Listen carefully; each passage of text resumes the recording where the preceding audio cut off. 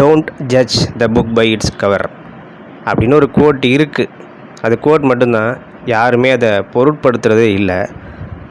இப்போ நம்மளே கூட யாரை பற்றியாவது இன்ட்ரோ கொடுக்கணுன்னா அவங்க டாலா ஷார்ட்டா, சிவப்பா கருப்பா, குண்டா ஒல்லியா, தோற்றம் அப்பியரன்ஸ் தான் ஃபஸ்ட்டு.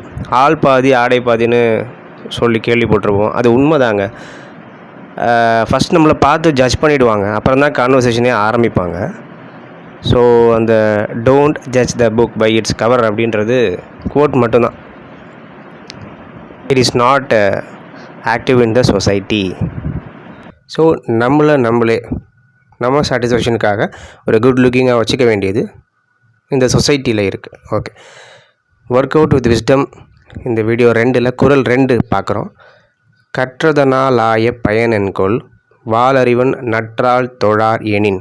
பொருள் என்னென்னா, தூய்மையான அறிவின் வடிவமாய் விளங்கக்கூடிய இறைவனுடைய அந்த திருவடிகளை வணங்காத ஒரு உயிர் நல்ல கல்வி கற்றிருந்தாலும் அதனால் என்ன பயன் அப்படின்னு திருவள்ளுவர் கேட்குறார்.